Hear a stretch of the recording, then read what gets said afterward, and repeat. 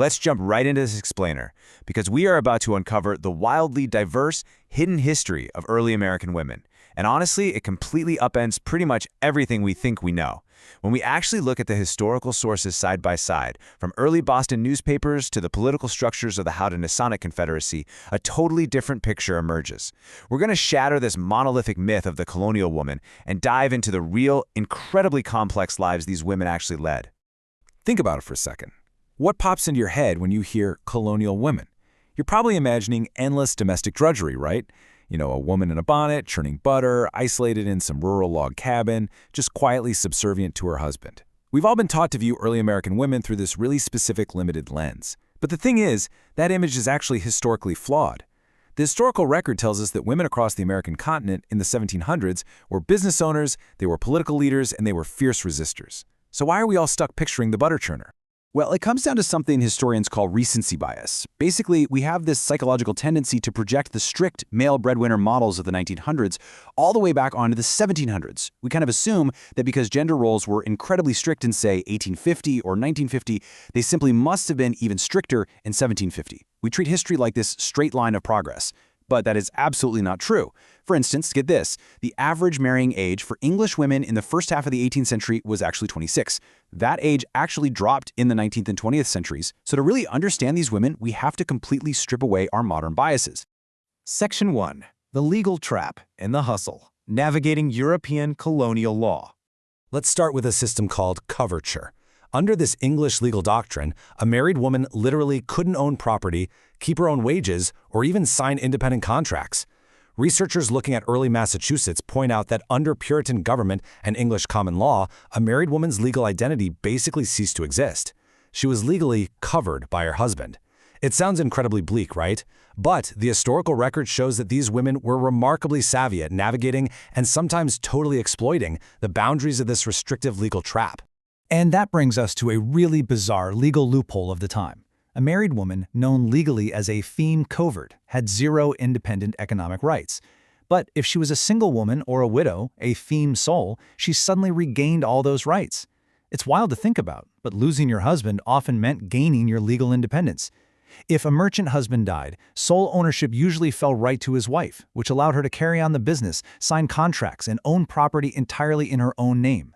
So, far from just cooking over hearths all day, Boston newspaper advertisements from the 1720s and beyond show that women were active entrepreneurs driving the local economy. There's this actual advertisement from the 1773 Boston Gazette showing a woman named Rebecca Walker. She wasn't sitting quietly at home, she was running her very own retail shop on Black Horse Lane, selling imported seeds. And she definitely wasn't alone. We have historical records of a Mrs. Meekum selling millinery and an Abigail Stoneman reopening a tavern as a coffee house. These urban women were deeply, deeply integrated into the commercial hustle of the colonies.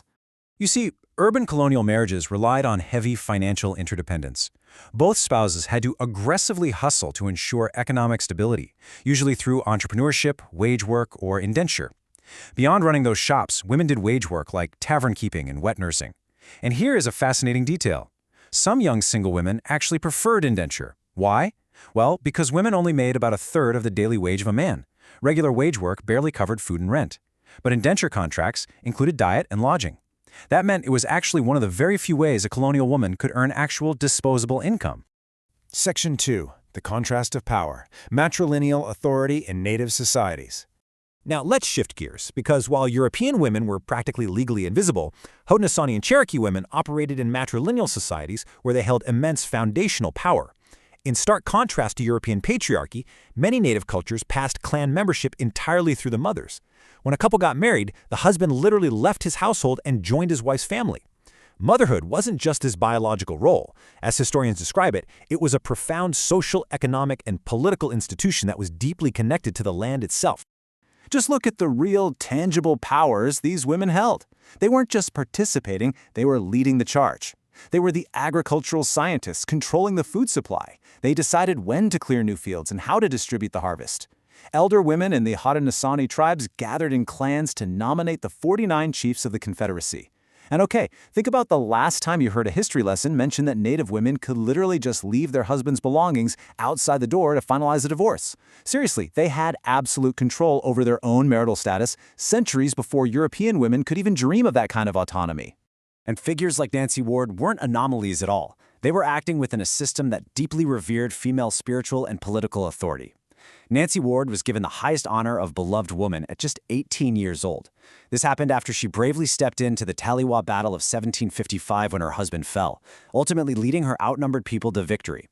The Cherokee believed the Great Spirit spoke through the beloved woman, and she sat right alongside the peace and war chiefs during council meetings to make vital, sweeping decisions for her entire nation. Section 3. The Dark Reality of Exploitation. Race, Gender, and Active Resistance. We absolutely cannot discuss the colonial era without confronting the brutal intersection of race and gender. Enslaved black women faced a dual horror. They were forced into exhausting agricultural labor while simultaneously having their reproductive capabilities brutally exploited to fuel the entire system of enslavement. But, and this is absolutely crucial, they did not simply endure. They actively resisted. We know from colonial runaway advertisements that black women navigated immense geographic and social barriers to seek freedom, all while preserving cultural traditions and forming these incredible covert support networks right under the noses of their enslavers. It is also a horrifying and honestly often overlooked reality that Native American women were violently forced into this colonial system of enslavement as well. Historical research out of Brown University highlights how, particularly in colonial New England, Native Americans who were captured, or in some cases even those who surrendered, were subjected to enslavement. The women and children were frequently shipped off to Caribbean plantations or bound into local servitude, which completely stripped them of the immense societal power they originally held in their own cultures. Section 4. Redefining the colonial woman, the imposition of patriarchy. Okay, let's bring these threads together. The tragedy of colonization wasn't just a theft of land. It was a forced ideological shift that systematically stripped away the complex, powerful roles women natively held. As Europeans aggressively expanded, they brought their patriarchal systems and that restrictive doctrine of coverture with them. To survive and negotiate with the colonists, native tribes were heavily pressured to adapt. By the 19th century, the Cherokee Council actually passed laws restricting women's freedoms and introducing patrilineal property inheritance. Historians suggest this was driven by a Cherokee elite trying to emulate white Southern planters.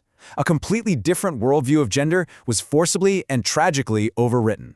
So we've seen the Boston shopkeepers driving the economy, the native clan mothers leading their nations, and the fiercely resisting enslaved women. I want to leave you with this final thought. If colonial womanhood was truly this complex, diverse, and powerful, why did we allow history to rewrite them into silence? How does knowing the true dynamic history of these early American women change the way you view our modern struggles for equality?